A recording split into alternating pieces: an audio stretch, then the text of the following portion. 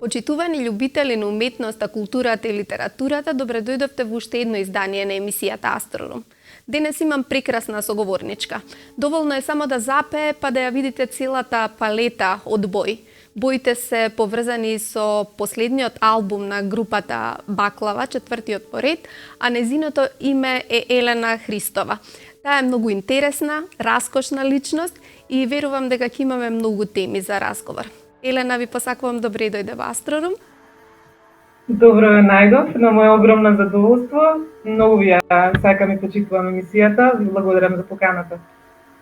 Мене ми е големо задоволство, бидејќи јас на овој или оној начин ви ја следам кариерата. Вие останавте, да кажеме, забележани по твоите очи. Лено е една специфична изведба, песна што многумина ја отпеа, меѓутоа вашата суптилна изведба е некако многу поразлична од се што сме слушнале. Ви имаме слушано во класични, традиционални состави, зборувам традиционални во смисла на македонскиот музички фолклор, настапувавте на концерти на танец, а сега некако како да го пронајдовте својот уникатен јазик низ албумите на Баклава. Она што е денес актуелно е нешто со што одите напред, меѓутоа бидејќи издадовте винил, како да се вративте малку наназад и оној звук доби патина, па коцките се наместија. Ајде да почнеме место од почетоците, како со сите соговорници, сега од денешнинава. Да ни кажете нешто за ромбот, за баклавата, за боите, секоја ваша песна има друга боја. И интересно е што вие сте главно автор на музиката, а Сибо е автор на текстовите. Така. Па, веројатно, баклавата како форма и од секој аспект, и визуелен, и аудио, и како и да е, и не вкус, светилото за вкус, од секојаш не инспирирала. Така што во самите почетоци ние започнавме со работа, создавајќи еден документарен филм на кој што ни гостуваат математичари, етнолози, етномузиколози, понатаму филозофи и различни видови на професии, личности со различни професии кои што зборуваат за баклавата како форма која што поврзува. И така и настана нашава приказна со тоа што сакавме да ја озвучиме баклавата, да добие на звук.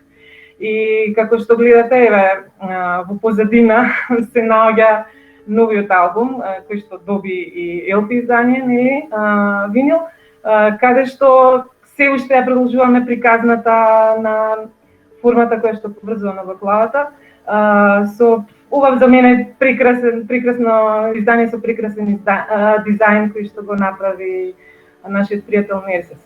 И сега во однос на тоа што се случува во новиот албум, тоа е еден долгогодишен, можам да кажам, процес, каде што ние веќе созреавме, тоа е четвртиот албум, созреавме во повеќе аспекти, ни се сменија, можам да кажам слободна, повеќе живот и особено мене, бидејќи со истражувањата кои што ги правиме, мојот начин на живот кој што подразбираше многу турнеи и многу соработки со многу различни музичари по цел свет, особено со мојата престои во Турција, тоест живење во Турција, како и претходно со моите искуства и со како пеач во танец и во опера, хорот и така натаму.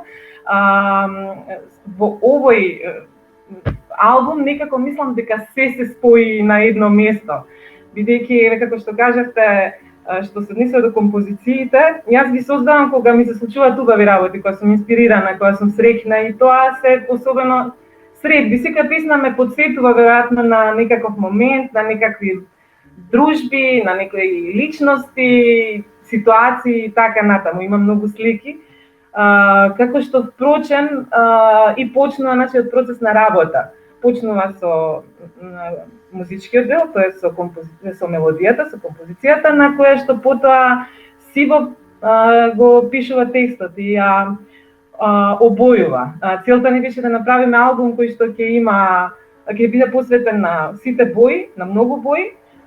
Боите подразбираат и многу емоции, многу приказни, така што бевме искрени во изразот и тука настана веројатно автобиографски песни комплетно, и со текстот и со музиката, во кои што комплетно се дадовме и сакавме да биде тоа едно наше ново поинаков звук на баклавата. Ќе се вратиме ние на албумот уште еднаш секако во овој разговор, но од каде љубовта кон музиката? Вие чинам дека не сте по професија музичар, меѓутоа штом нурнавте во музиката, веќе немаше враќање. Интензивно сте внатре, истражувате постојано и дојдовте до ова навистина едно зрело музичко издание. Од кога знам за себе, постојано како што е јадењето, пиењето, спиењето и пеењето било дел од мојот живот. За среќа родители кои што ми ја всадија љубовта од мајка ми кон математиката, од татко ми кон уметноста генерално, особено кон музиките, и да свири на гитара, па да дојде соседот да свири на армоника и јас да се вклучам со виолина и со пеење и со така една убава атмосфера и поддршка на музицирање и комуницирање преку музиката. Така што веројатно и најубавиот начин на кој што јас комуницирав со мојот татко особено беше преку музиката. А за математиката сметам дека е друга агрегатна состојба на музиката, така што нема разлика, си велам. Инаку почетоците ете професионално, не во нижото музичко свират виолина, но тоа не ми импресионираше толку многу, затоа што мислам дека сепак педагог е многу битна работа за едно дете и кај мене тоа создада повеќе тензија отколку желба да продолжам и затоа решив да не го продолжам средното музичко школа, меѓутоа од друга страна пак педагози како Запров и Милена Кочовска, кои што доаѓа и буквално не зема од основните школи за да создадат хор кој што се викаше Изворче, конкретно Запров и Милена Кочовска која што се бореше со мојата професорка по виолина дека може и да се свири и да се пее во хор, дека не тие две работи не се косат едно со друго, бидејќи беше забрането ако свириш да пееш и така некако. Потоа, пошто се решив за природно-математичка гимназија Никола Карев, повеќе сакав да решавам задачки со 4-5 звездички, а да продолжам да свирам и пеам по паркови, водно и така натаму, меѓутоа со целата жар и страст кон тоа. И така некако почнете. Во средно ми викаат джубокс, бидејќи во школа носно пеев. На факултет студирав архитектура. Исто така беа доста акустични просториите, особено ходниците, а и самиот захтев на работите што ги правевме таму, цртањето и сите тие работи што траја по неколку сати, ако не пее во тој момент, не знам како ќе го издржи тоа темпо. Дури имаше случка кај што ми дојде еден професор и ми рече, избаци, јас си свиркав, си цртав и си свиркав и ми рече, избаци тај инструментот наполе да ga не разбием со тие зборови. Веројатно сум досаѓал со пеењето цел живот. И сега тука некако професионално, веројатно во тие средношколски и факултетски денови почнува. Во целиот период сум со хорското пеење, меѓутоа почнувам и со првата метал група, поп-рок група, така некако повеќе во рок-н-рол стил. Но мислам дека промената ми се случува комплетно кога јас доаѓам во ситуација каде што одиме автостоп со пријатели, доаѓаме во Лесново, стигнуваме до манастирот немаме благослов да спреспиеме во манастирот, местиме шатори и тука одеднаш мене ми се отвара некоја нова димензија. Прво манастирот и тоа источно црковно пеење кое што таму првпат го слушнав и баби кои што се собираат на чешми, пијат ракија, се по 90 години и пеат песни. Јас тоа не можев да излезам од таа слика, ме разболе од убаво. Знам дека на неколку пати се навраќа во Лесново и гледав свадби кои што траја по една недела, кај што се собираа баби и секој дневно пееа. За мене тоа беше едно од најубавите работи на светот. И тоа се поврзува и со периодот кога јас се запознав со оркестарот Пеци Атанасовски и почнав да пеам со нив. И тука веќе за мене се отвори една нова димензија на музиката. Едноставно ме понесе таа традиционална музика. Истражувањата, се сеќавам на моменти како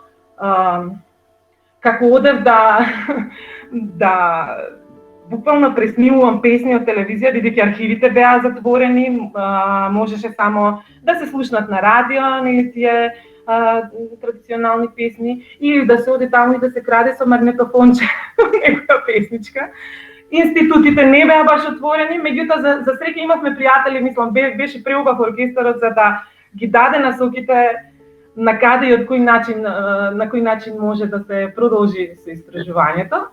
И сега тука е тој период, ајде да сега кажам во глобална, кога јас почнав професионално да се бавам и со оперска музика, тоест бев во хорот на операта и имавме проекти кои што беа и со Македонската филхармонија, како денови на македонска музика, каде што ми остави еден впечаток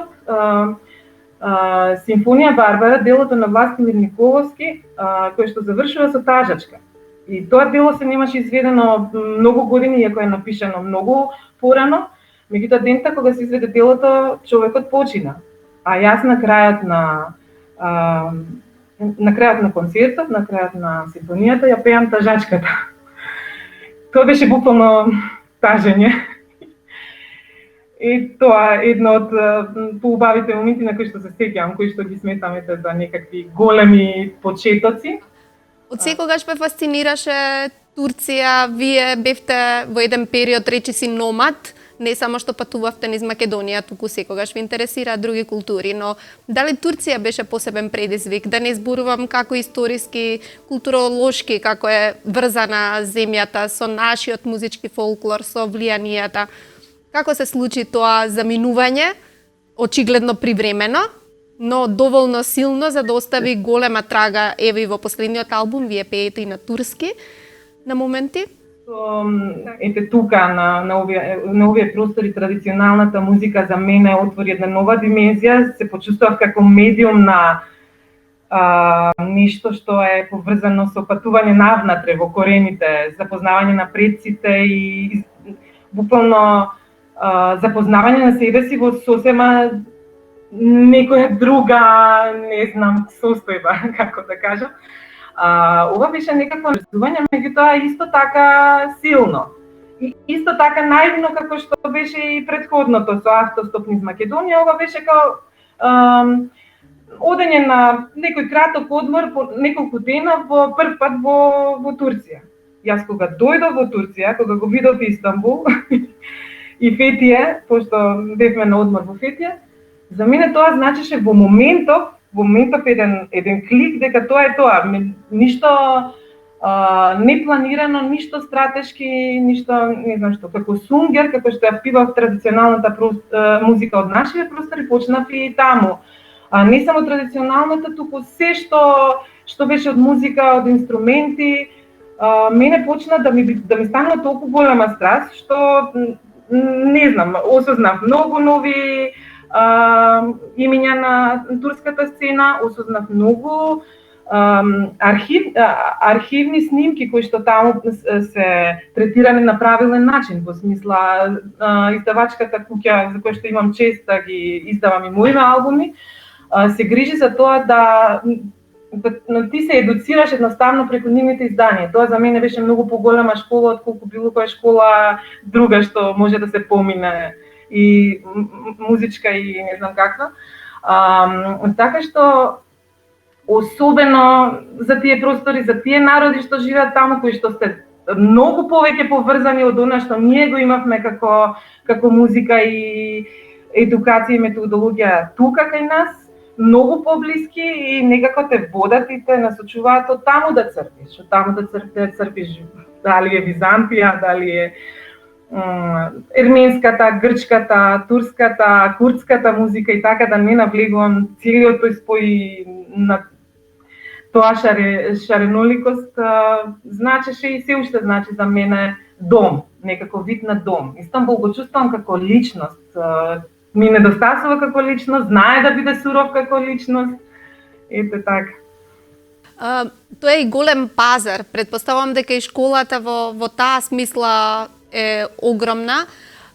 Како ве прифатија? Го научивте ли јазикот? И дали повторно ќе му се навраќате, бидејќи сега сте, еве рековте, преку издавачката куќа се уште активно поврзани. Значи не заврши Истанбулската приказна.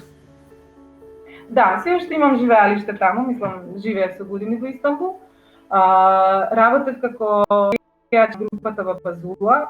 Тоа беше сериозен проект што подразбираше настапи по сите познати филмски фестивали, world music фестивали, джез фестивали, клубски свирки. Беше преубаво искуство да ги запознам и музичарите тука, но и таму имињата на кои што сум се воодушевувала или имињата од и музичкиот и филмскиот свет, да ги запознам лично, што беше големо искуство и захтевен проект каде што во 12 месеци ние имавме многу малку слободни денови.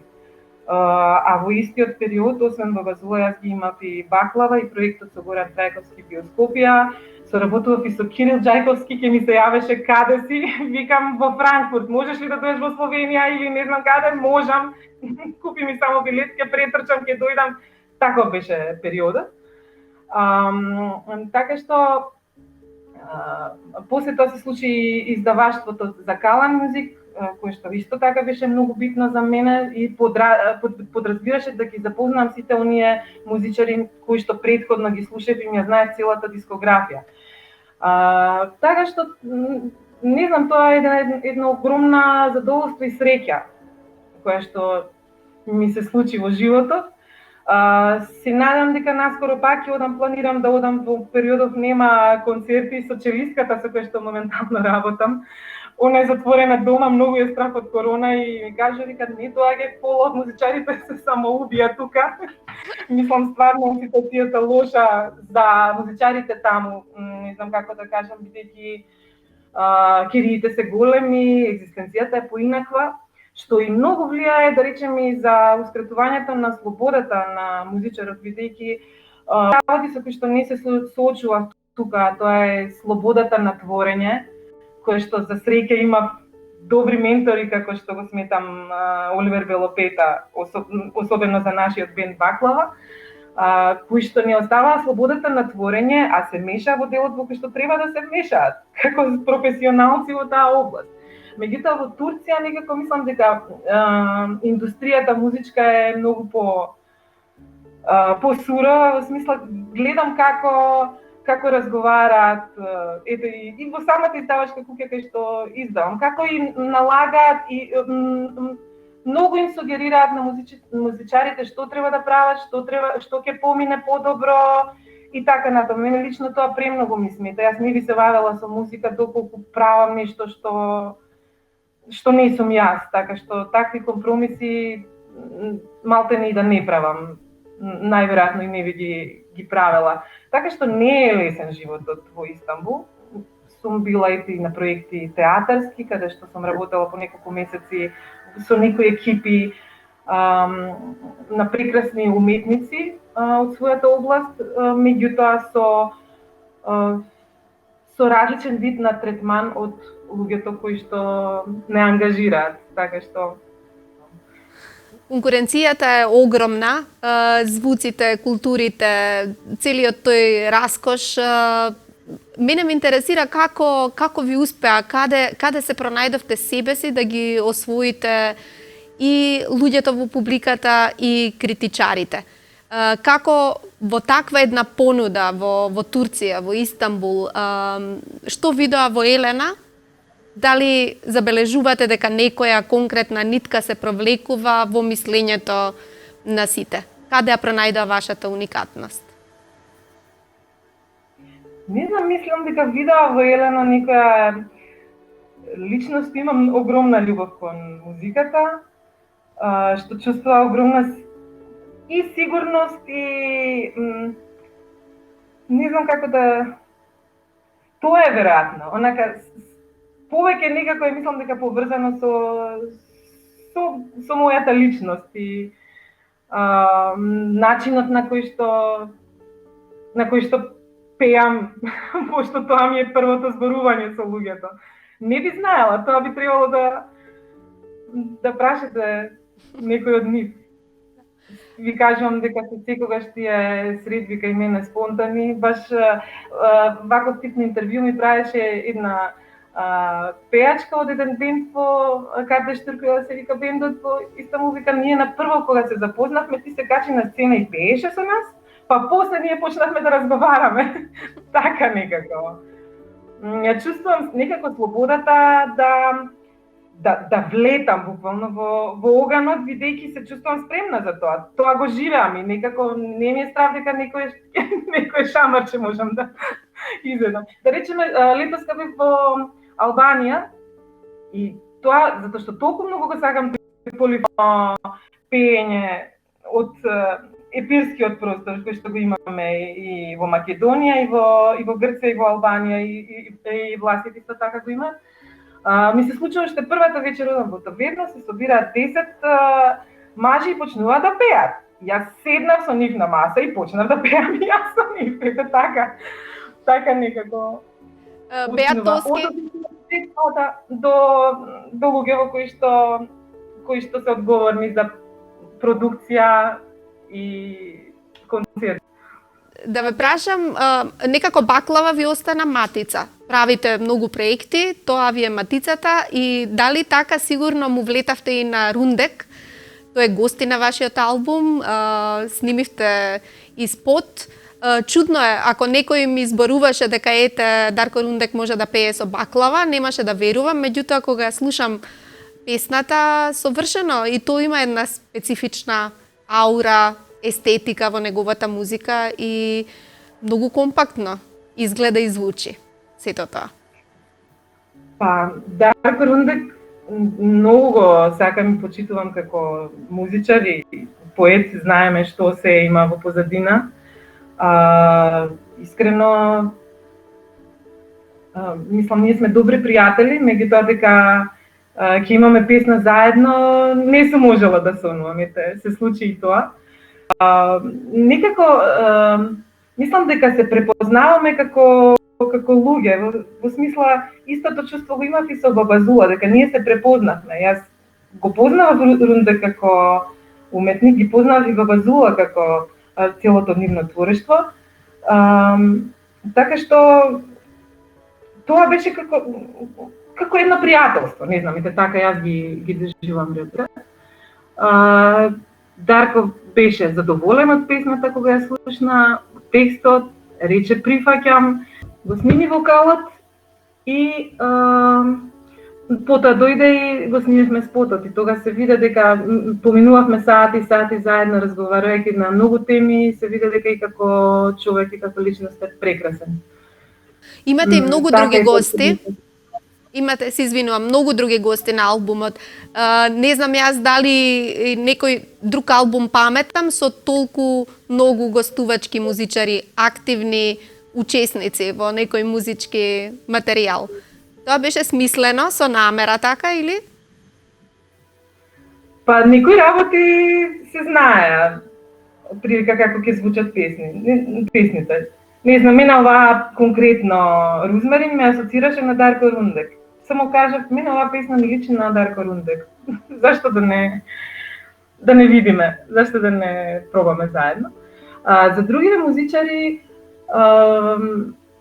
ете така, од песна за песна, можеби спонтано се градеше звукот, меѓутоа имам различен вид на инструменти кои што звучат различно, секој си го свири својот инструмент, како што знаеме, сите се врвни музичари, постојано активни музичари на овие простори што и специфични луѓе. Мислам, сите тие, знам колку беше интересен процесот кој го спремавме концертот, промотивен. 11 луѓе со своите тапиети, да ги ставиш во еден простор и да ги свират овие композиции, беше интересно доживување. Дур се искомуницира и начинот на кој се искомуницира, многу импровизирам, оставам многу простор да биде тоа што се таму кај што сметам дека треба да сугерирам и така работам. Покрај математиката, архитектурата, обичаите, патувањата, што е она што ве исполнува и што е она што правите конечно секојдневно за да бидете вие? Читате, слушате туѓа музика, друг вид на музика, имате некое хоби? Сакам промени. Не се плашам од промени, мислам дека се неизбежни многу работи.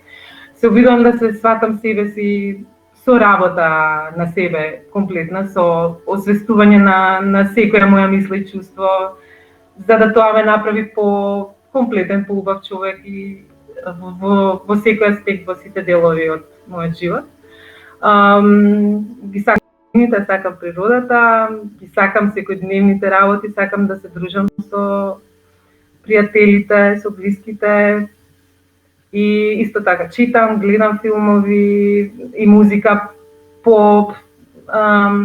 Не сум конкретно посветена на еден тип на литература, музика, филм или било што, се менува тоа во однос на моменталното расположение и афинитет и како се чувствувам.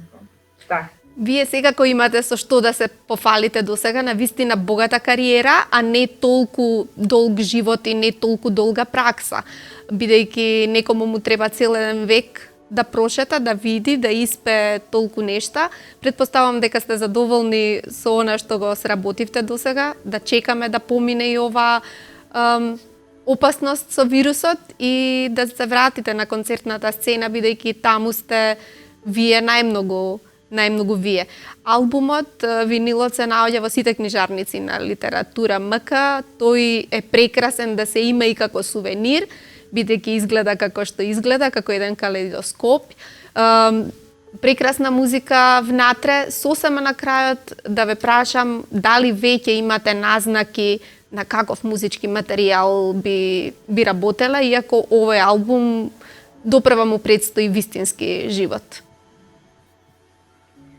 Да, се надевам дека албумот ќе имаме начин да го испромовираме во живо наскоро. Е битен живиот контакт со луѓе, мене ми е многу битен. Мислам, ова вака функционира се, но живиот настап е жив настап и потребно ни е тоа и на публиката и ние што сме на сцената. Новиот материјал, мислам, веќе работиме и со Баклава во различни насоки. Јас и конкретно самата веќе имам нови композиции кои што се случуваат. Не можеме многу да патуваме, ама може и за време на туширање да дојде инспирација така. Така што имам повеќе идеи, повеќе насоки на кај би се движело тоа, меѓутоа идејата кога станува пракса, кога се почнува да калаат работите и да се материјализираат, да се материјализира музиката, ако можам така да кажам, доживува и нова промена. Не можам да бидам сигурна дали тоа што во моментов сум како инспирација со инструментите што ги слушам дека треба да звучи така и дека на крајот производот ќе биде таков. Меѓутоа да, веќе си има материјали за нов албум. Елена, јас ви благодарам многу за овој разговор и никогаш не можеме со вас колку давате да опфатиме во рамките на половина час, но тоа е супер можност да разговараме уште еднаш, еве, после следниот голем концерт на Баклава или можеби со некој од другите бендови формации со кои што настапувате. Ви благодарам многу и се гледаме. Голема благодарност и до вас. Си најубаво, да ви е жива емисијата уште долго време, вака да не радувате со убави разговори, си најубаво.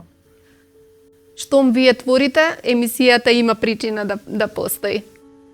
Довидување. Довидување.